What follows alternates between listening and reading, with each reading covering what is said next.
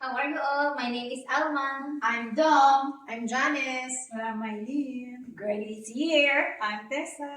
Cecil. I'm Munir. Sharon is here. And I'm Sharina. And we are the small group of Esther. Alad or to concerning redeeming Alad in time of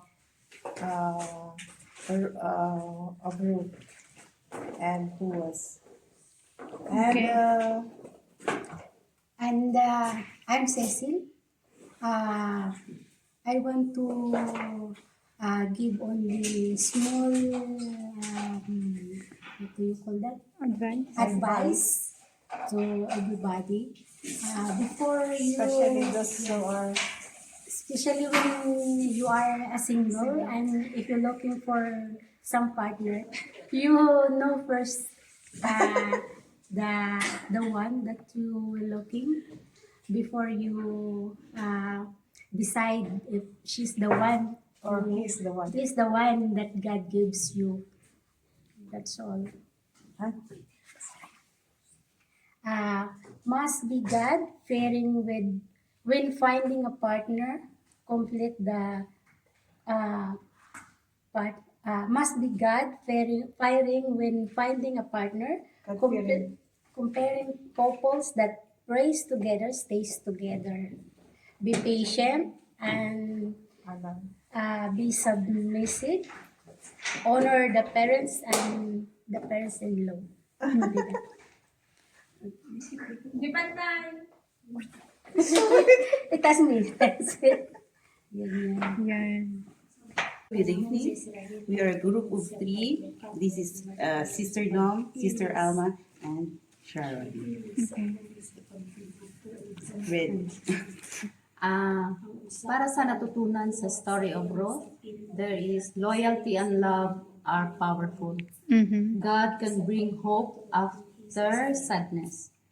Kindness and humility matter. Faithfulness is rewarded. And God can use ordinary people for great purposes.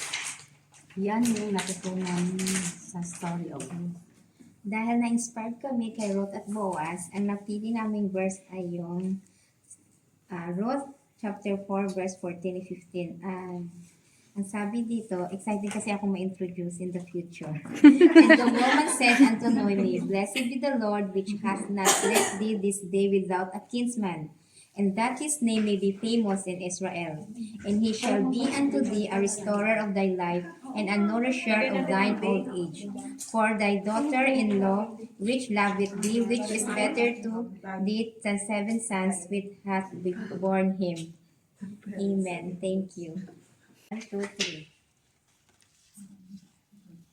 3 hearts. Mag-broken heart nga to. Ito siya. Ano ba? Hi, I'm Girlie. I'm Tessa.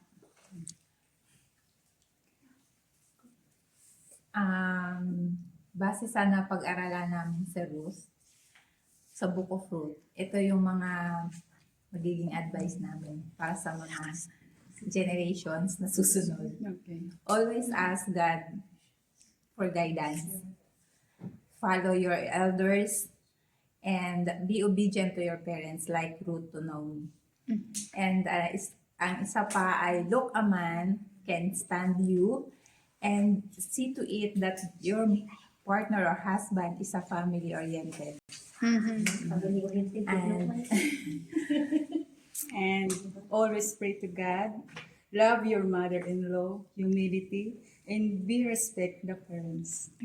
Our Bible. favorite verse in Ruth is chapter 1, verse 16. And Ruth said, Entreat me not to leave thee or to return, following thou goest, I will go. And where thou goest, I will, where thou lodgest, I will lodge.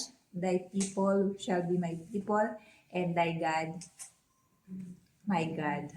Amen. This is our heart. Yes. Hello, my name is Mylene, Hi, my name is Janice. and our advice for the for the people nowadays, based on the Book of Ruth, we should be faithful, be humble, and honor your mother-in-laws. And always trust God, be respectful, be submissive, and honor your parents. And our verse is found in Ruth chapter 4, verse 15.